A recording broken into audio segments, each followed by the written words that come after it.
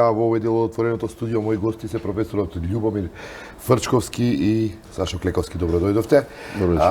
Тема за разговор се предизвиците пред кои се наоѓа Македонија сега по усвојувањето на преспанскиот договор кој утре, односно треба да има и финалната рунда во грчкиот парламент. Во врска со ова, кусо ме интересира вашата прогноза дали преспанскиот договор завршува утре со гласањето во Атина. Па тоа изгледа дека тamo се комплицира во смисла на процедура. Слушавме на вести дека може да дојде, не знам тоа како е кајнив, но може да дојде до ново барање за гласање доверба на владата. Тоа вечерва стигна информација дека неа демократија се повлекла од А се повлекла вечерва, тоа? Па тогаш ќе го завршат, тогаш е јасно. Оно што е важно е да тоа се заврши кајнив. Од друга страна, интересно е сознанието, цврстината, тврдокјата, како се вика, на националистичките дискурси на Балканите. Тие се практично еднакви, само ќе ги замените македонско-грчките, исти се тезите, катастрофа, национално предавство, закани предавници, сликите на тие пратеници што гласаат по целокупната кореографија е иста. Мислам дека таа мала граѓанска војна под наводници што се водеше и кај нас и останува тивка граѓанска војна во македонскиот блок и кајнив, очигледно, завршува така како што мора да заврши. Нема тука консензус околу тие работи, мора да бидат поразени тие групации во основа и може би ја срекне околно што тој пораз е јасен и ќе има консеквенции во партиите кои ги водат. Се не знам како е кајнив до крај, тоа е покомплицирана држава, со поголема историја на репресија кон малцинствата, но кај нас тоа ќе се одрази на, по моје мислење, преку изборите кои ни следат на реформи на десничарската партија која е главна кај нас. Таа нема заврши тука и не може да заврши тука. Тоа е тој интересен блок што ќе следи после овој завршеток, но мали држави, мали нации кои се чувствуваат жртви кој што е нашата, по некој пат страшно ме нервира, не знаат да ги слават своите победи, како што не знаат на своите ѓубриња да им кажат дека се ѓубриња. И двете работи не знаат да ги прават. Се е нешто, некоја мутна средина, некоја цинична конспирација, некоја полу решење. Се нешто незадоволни од све и пребрзо одушевени од било што. Во овој случај, кога ќе стимнат националистичките гусли, кога овие правно-партиски пазарења ќе завршат околу мнозинство, не мнозинство, кои знаат да нервираат, ние всушност ќе видиме дека се случува една историска етапа за нас. Ние влагаме нова историска етапа. Македонците имаат проблем, никој не ги мрзи више, сочени се сами со себе, мора да направат нешто од себе и со себе. Иначе порано почна десничарскиот идеолошки мит го дефинира македонецот како поделен и како човек кој мора да го мрзат за да биде македонец. Ако не го мрзат, сумљив е. Или е сорасуд, или е купен. Се има проблем тој мит. Таа варијанта, пак од друга страна, не е изготвена еманципиран македонец како нов, да речеме, левичарски или еманципаторски мит нема. И сега сме ние баш у еден вакуум, ќе влеземе од таа социолошко-филозофска, политфилозофска ситуација. Ќе биде интересно како ќе се снаоѓаме со тоа дека не ме мрзи никој и сега сум јас со мојот капацитет, таква нација каква сум, да направам нешто од себе и за својата држава. Тоа е нова ситуација. Ние не сме имале. А либито, дека некој не блокира, го нема. За таа нова ситуација ќе продолжиме понатаму. Клековски, и во Македонија и во Грција има изборни циклуси, кај нас председателски, отворено е прашањето и за парламентарни, во Грција исто така. Дали овој усвојувањето на овој преспански договор и ова силна заложба на левичарите во двете земји, тој договор да успее, ќе го порази по национализмот, односно десничарите кои го предводат често тоа, или ќе им даде нов ветар во едрото? Па, видете точно дека левичарски влади ги го склучија преспанскиот договор и точно дека и во Македонија, во Грција тој предизвика Еден остар судир со Да, десницата. меѓутоа ја не би го дефинирал судирот исклучиво со националистичката десница, бидејќи мислам дека во двете земји многу други групи на граѓани има резерви према Преспанскиот договор. Може би оправдано, може би неоправдано, делови од Преспанскиот договор до доцна фаза остана необјаснати. И денешната дискусија во грчкиот парламент се уште е за основите на договорот кој разбрал, кој не доразбрал.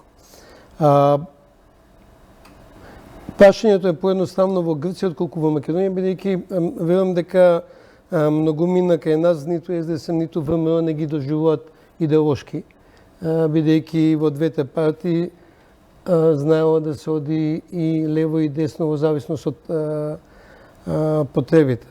Социјалдемократскиот сојуз е креатор на приватизацијата кој исклучува десна политика, а ВМРО ДПМН имаше многу демагошки, популистички, социјални мерки со државни субвенции или слични мерки кои се леви политики. Точно дека еден голем терет ќе остане позади нас, меѓутоа дали и оставањето на тој голем терет позади нас ќе освободи капацитети за да се справиме со тоа што следи понатаму, да, ќе зависи од нас. Ќе треба ние да видиме што ќе направиме со сето тоа.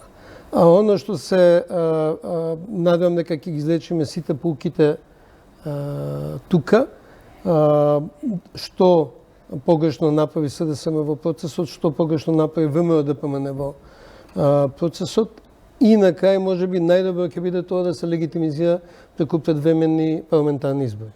И прашањето е дали да ме задржам на моето прашање, дали усвојувањето на Преспанскиот договор ќе биде главното поле за мегданот на изборите на кои излегуваат левицата, десницата и во Македонија и во Грција?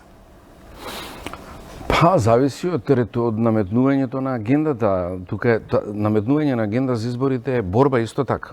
Политичка борба не е готово тоа. Зависно од тоа како Заев и таа политичка елита ќе успеат да пакетот што се добива со тоа го презентираат како отворена врата во која треба да пројдеме и не можеме да застанеме на прагот. А од друга страна, зависно од овој распаѓачки ДПМН, дали ќе успее да го направи предавството траума од која треба да се живее. Бидејќи некој пат знаете како кај изборите, дури и кога имате критика кон власта која владее, ако алтернативата е лоша, таа во секој случај не добива шанса уште една. Така што во овој случај, во таква ситуација, расправата околу агендата што ќе биде наметнато како тема, и тука власта има можност да игра варијанта дека е ова сега влез за кој она треба да добие уште еден мандат да го призаврши, дека главните резултати се тука баш пред нас, пред носот. И поради тоа да и одговара да оди на избори. Не знам, за изборите се малку чудна приказна, непријатна се. ДПМН не може да ги избегне што ќе каже после ова, кога заврши ова, мора да бара избори. Ја не сум психијатар, сега не знам дали они стварно сакаат, неикат и што ќе прават. Но овие избори секако ќе очинат политичкото раководство на ДПМН е смена. Или председателски, или овие не може да добијат оволку колку што имаат сега. Они сигурно ќе прават полошо од сега. Што значи дека Мицкоски компанија оди и тоа е шанса за нив да добијат. Сега дали е тоа планирано, дали е посакувано, дали едноставно не може друго да бараат 8 избори, што би барале друго, што е сега нивната агенда, седат у клупа и да гледаат како друг игра, веројатно немаат опција. Од друга страна, овдека навистина ќе изгубиме време, сите го тоа го велат, но цензусот кај председателските знае да биде на граница, може да ќе се собере критичка енергија, да одат во комплет заедно, може да ќе се и тоа мнозинство да се обидат да го стабилизираат. Ке видиме, не знам, не ми се допаѓаше целата таа приказна на почетокот, меѓутоа доби некаков скоро судбински ток да не може да се избегне. Така изгледа. Претпоставувам дека идеалното решение оптимално би било да се обединат и дебатата да се префрли на теренот на тоа какви реформи се спроведуваат, бидејќи она што е навистина дефицитарно е се реформите. Очекувате ли таква опција или ќе се оди по секоја цена на мегдан, на мерење на силата на терен, кој врз база на тоа дали некој направил национално предавство или не? Накратко само околу Или ја потребата доближил Македонија во НАТО и Европска унија? предвремени избори, парламентарни избори, клучниот аргумент е дека и политичките партии, и пратениците кои го гласаа Преспанскиот договор немаат легитимност во нивните предизборни програми или во референдумот за онаков како што го склучи Преспанскиот договор. Втори аргумент за мене е дека една од клучните пароли на кои СДСМ дојде на власт беше нема правда, нема мир. Тој изборен слоган беше компрометиран со амнестијата. Значи, мислам дека СДСМ треба да провери својата легитимност, иако победи на изборите, ќе се легитимизира тие претходни чекови што ги направи.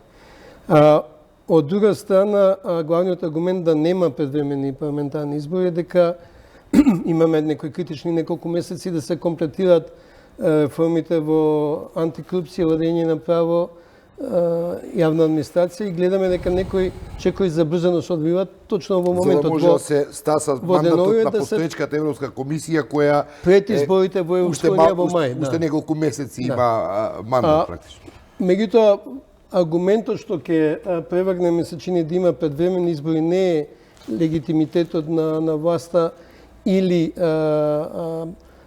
реформите, туку председателските избори. Последните председателски избори беше смене цензусот од 50 на 40%, што е предпоставена бројка на колку на мнозинство од тие што навистина живеат во Македонија.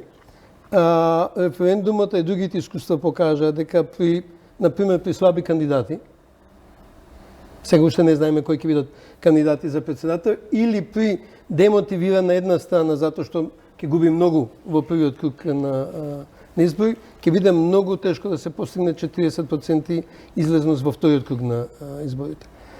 Тоа во однос на реформите ќе не врати многу поназад, бидејќи ќе влеземе во иако председателот во нова политичка криза. Иако председателот е доста фигуративна протоколарна личност, сепак функција, сепак ќе влеземе во одредена Добро, некои криза. велат ако е така, тогаш Џафери е веде, а ние тераме реформи до јуни за да па ако треба и ќе се менува уставот да се бира новиот председател во собранието. Виде колку Преспанскиот договор зема цела енергија и ништо друго не се работеше освен Преспанскиот договор. Да одма од како излезе топката од нашиот терен, да малку повеќе внимание се посвети и на безбедносните служби, и на антикорупцијска, и на другите работи што следат. Така да е прашање колку имаме ние капацитет да се занимаваме со промена на устав за да се смени начинот на избори, при што 80% од граѓаните сепак очекуваат председател да се избира на директни избори. Професоре, кажи коментар за ја мислам дека не треба опцијата за се менува устава да се смени структурата на балансот, на чек балансот во него предвидена е лоша идеја и тоа не треба да се прави независно дали можат да го направат. Тоа не е комплициран, тоа е добар модел кој кај нас функционира. Не можете да го судите дали некоја сега човек кој го третираат како X фактор кој не е рационален во однесувањето дошол, не дошол на таа функција, по тоа не можете да процените. Системот е добар. Таа двоглава извршна власт, замислете сега да дотурите власт уште на владава од председател, независно каков е тој и која фигура ќе го има. Таа поделеност на извршната власт има логика, бидејќи таа предоминира и така и така. Во таа смисла не треба да се оди. Би било многу макиавелистички тоа во тој момент. Не би имало основа по моје мислење. Према тоа треба да се оди на сега убаво е кога земјата може да направи избори кога се во ред и да пројде со тие избори. Тоа е било убаво, тоа е средена држава, стабилизирана и така и така. Ризикот не можам да го проценам на добивање на членовите на ДИК велат дека нема да има проблем со цензусот. Не знам, не можам да го проценам таа криза, веројатно партиите мора да направат таква анализа до крај. Не треба да рискираат неуспешни избори. Во принцип е тоа некаква криза, ако не е страшна, али некаква криза. И мислам дека треба во таа смисла они имаат еден друг проблем после целата приказна. Они мора да стават во друга рамка концептот на изведуваните реформи. Не е секогаш проблем што ќе направите. Например, ние не можеме сега да справаме дали е добро СЈО да има посебен закон или да биде дел од законот за ЈО. А равнодушни сме, некој ка да, некој ка не. Вие морате да ставите рамка, тоа да изгледа како реформа неподелена. Тоа да го направите, не може да го изведуваат политичките елити на СДСМ само. Бидејќи не им се верува дека имаат капацитет за тоа да го направат. Треба поинаку да се рамкува реформата. Дури со истава содржина која се одвива, не ја расправам содржината. Значи, они мора да го постават прибе како платен советник на врвот на хиерархијата на реформите во иднина. Премиерот мора да се повлече тама, немаше да барам тама, и мора да направат неколку клучни назначувања кои се неподелени. Например, шеф на Републички судски совет, Врховен суд, ова со Академијата, со Наташа е окей решение. Значи, на 3-4 именувања и прибе кој шеф. Потоа, што и да направите? Реформа е. Значи, овие сите закони сега, СЈО овака, немаме став. Кога е прибешев, кога рамката на гледање е различна, вие имате реформа. Знаете, тоа е многу важно да направите, тоа е знаење како ја водите реформата. Башка е содржината. Содржината се можеме да расправаме. Али гледате, имате различни ставови. Ги викате, сега СЈО про сакаше вака, сега независно, сега дали е тоа добро, дали е тоа лошо, па за земеме ставови. Океј, меѓутоа кога ќе го направат во таква структура, ви имате сосема друга confidence околу доверба околу целата приказна и тоа ви поминува. Али тоа е знаење на политичката елита да го направи. Не да се бута сама актуелните политички констелации ќе овозможат да се мобилизира таа потребна енергија за сериозни резови кои треба да се направат во општеството и кои впрочем ги бара и Европската комисија од нас за да ни одобри тоа што го посакуваме почетокот на преговори за членство. Ја мислам малку поинаку дека кај нас законските решенија не биле проблем. Кај нас е проблем имплементацијата секогаш. Луѓето што се назначуваат да ги спроведуваат законите. Значи ние се истоштуваме Совет за радиодифузија ќе предлагаат од МАНУ, председател, ќе предлага овој, ќе предлага оној, за на крај пак да добиете состав што не функционира. Затоа што политичките партии секоја стремат да во сите можни тела постават лојалисти. Луѓе што ќе го слушаат партискиот шеф, никогаш не се обиделе да одат на решенја каде што ќе има професионални решенија со интегритет. И мислам дека ние со секој следен избор паѓаме една скала подоле во квалитетот на луѓето и исповедувањето. Нормално има одредени исклучоци во последните избори од сето тоа, меѓутоа зборам како децениска пракса, значи не зборам за ситуацијата само сега. Законот за антикорупција можеби беше добар, не беше добар, можеме да се спориме. Меѓутоа таму клучниот недостаток беше дека со секој нареден избор составот на антикорупцијската комисија беше се полош и полош. Затоа за мене клучниот испит ќе биде не дали ќе донесеме совршен закон, туку дали политичките партии, и тоа се однесува и на власт и на опозицијата, ќе искажат спремност да ја испуштат контролата. Кој е моментот кај што тоа треба да изберат луѓе со интегритет? Бидејќи очигледно сме во една крстосница. Па тоа е овој момент што јас го назначив претходно. Оние кои му ставите нив, тоа ќе биде внатрешна борба сами со себе, со неизвестна иднина. Притисокот е голем, нивната партиска глад е исто така голема, имаат многу, се исушени во опозиција десетина години, тој притисок е голем, верувајте.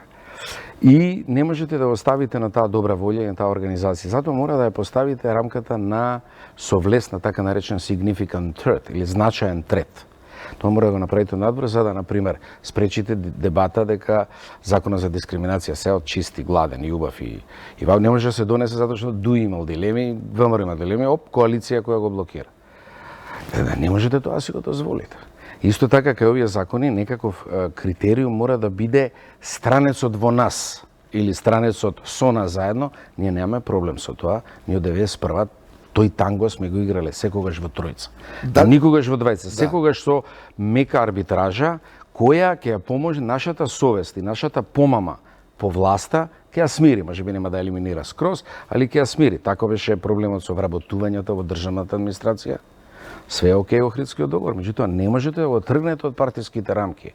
Добрите албанци одеа не може да примат директно, мора да додат преку партија. Се тоа не може, тој круг не може да го пресечете сега, ако не внесете странци во комисиите. Од друга страна се поставува прашање, Европската унија ќе станува се поинтровертна со оглед на тоа што изборите им се во април и имаат се под сериозен притисок на екстремната десница и на популистичките партии.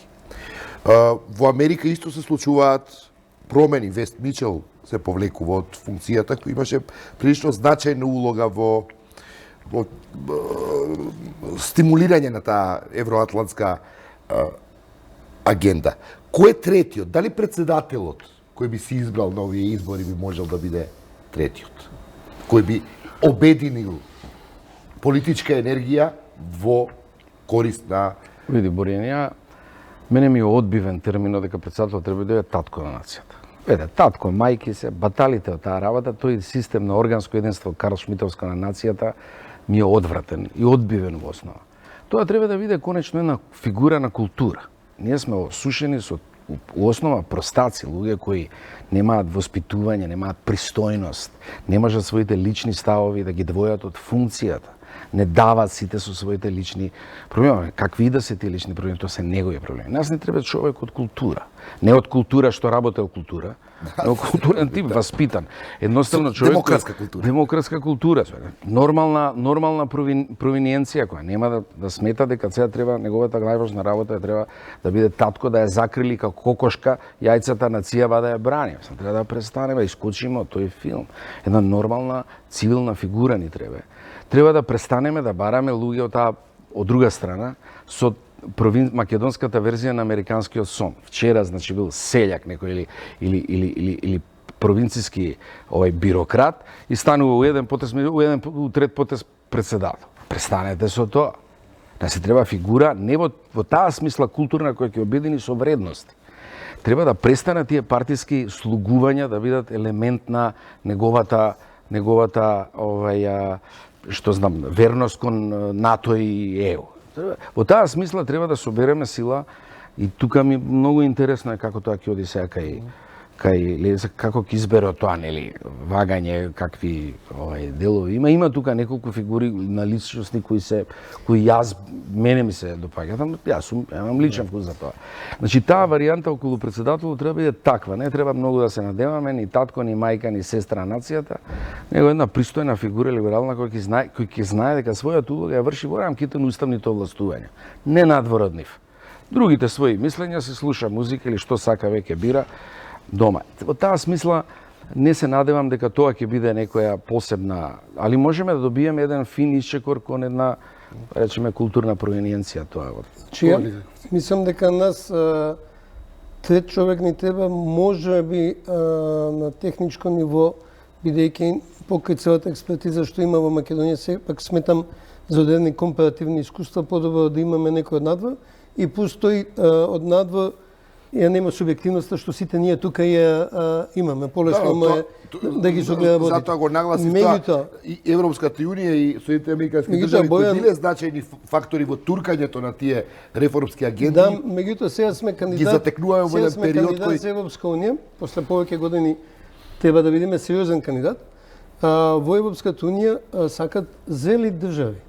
Сакат држави што се способни да се грижат самите за себе. Сака држава што ќе треба да председава со Европска унија. Веројатно ќе го сменат начинот на председавање со Европска унија до ние станеме членка, ама во сегашни услови Македонија ако стане членка треба да председава со Европската унија. Значи ние не можеме да очекуваме дека некој ќе не прими во Европската унија и да чекаме некој да не води за рака по патот. Нас ни треба трета страна во техничка помош, а ние можеме да созрееме. Првите тестови се тука, тоа е избор на граѓанскиот совет за ОТА, а вториот тест е веќе објавениот конкурс за членови на антикорупцијска комисија.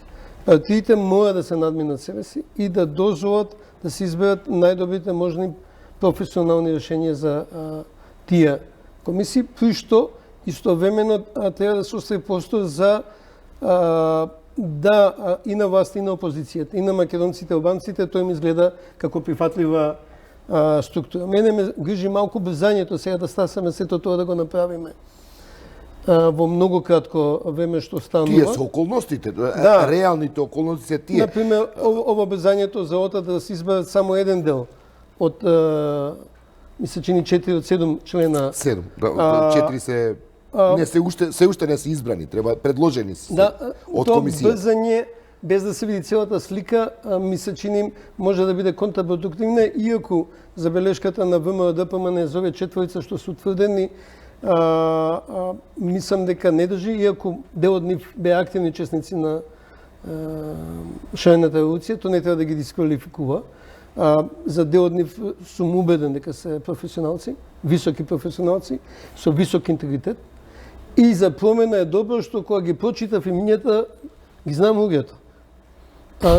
Наш ни се случуваше важни позиции, комисии антидискриминација, корупција, да ги прочитате целиот состав и од целиот состав да не може да препознаете еден врвен професионалец во Како се вашите очекувања со оглед на тоа што го имаме како информација или повеќе шпекулација?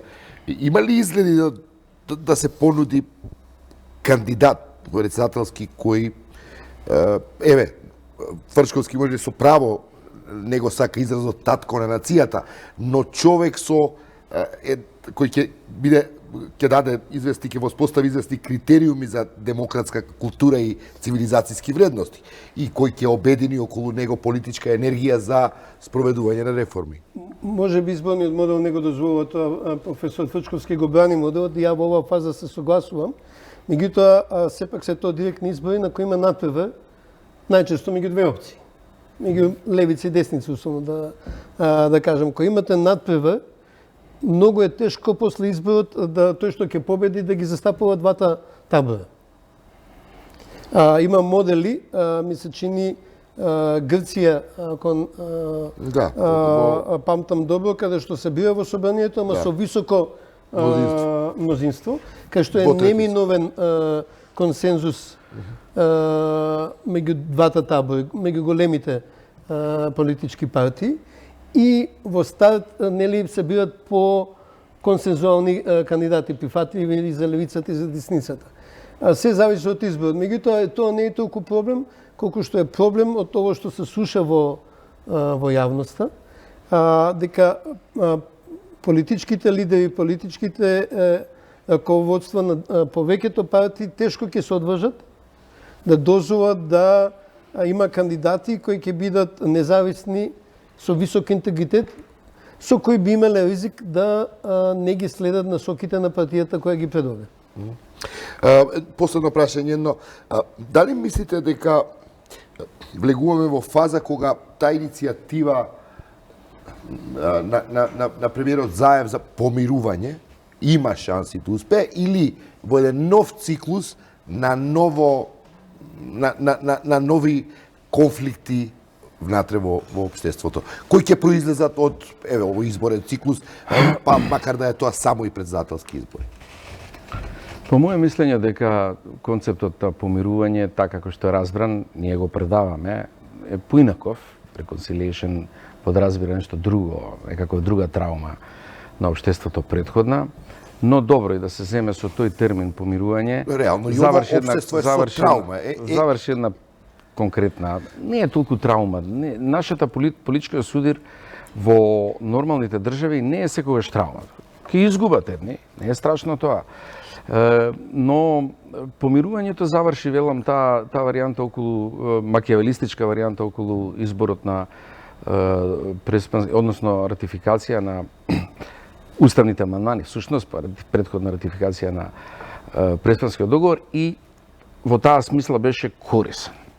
Не гледам ова друго што се случува околу околу судските пресуди, ако имаше драма, не гледам дека е тоа нешто многу губење на правна држава, таа се едно 5-6 луѓе кои не се главните виновници на таа приказна, нешто им намалили од казните, не е тоа драма околу која мора да се прекрши и да се разочараме сега дека тука правната држава паднала.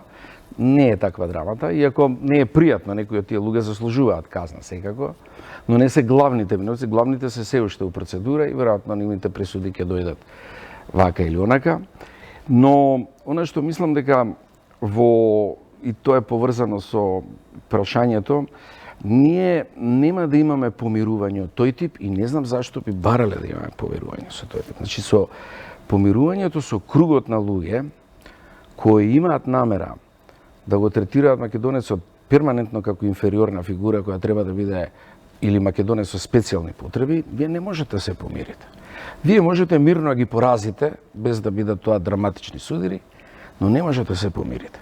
Ние мора да одиме напред и таа концепција напред мора да собере што поголем број на сили од центарот, левица, десница, исто така, што таму има десница која е либерална во основа десница, но овој националистички круг кој исплива во овие последниве 10 години, еден тврд, еден тотално ирационален, кој не разговара, не можете да постигнете никаква расправа со него.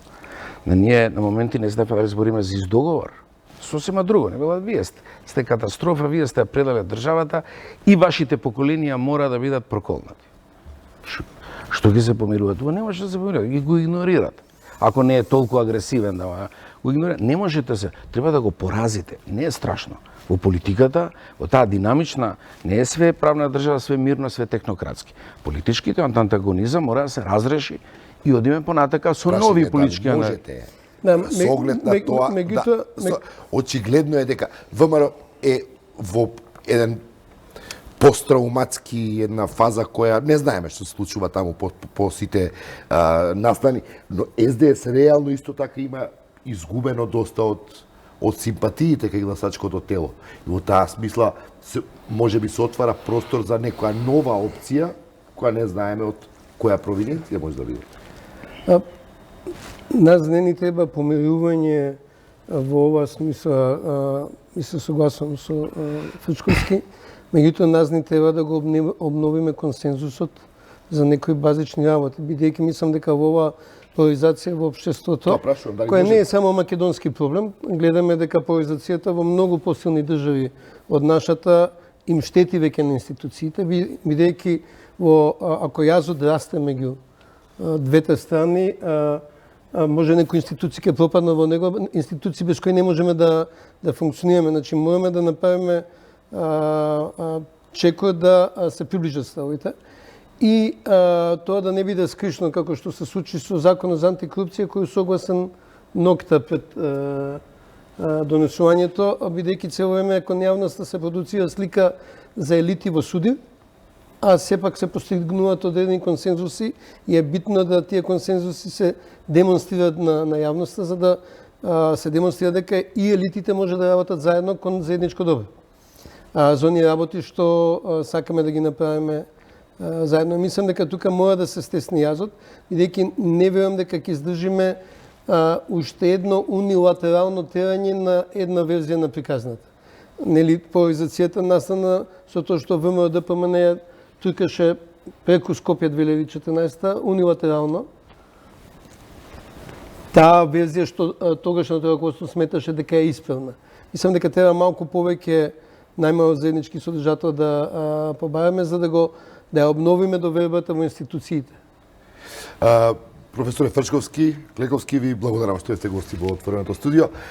Тоа е се за денеска, ви благодарам за вниманието и останете со 1 ТВ.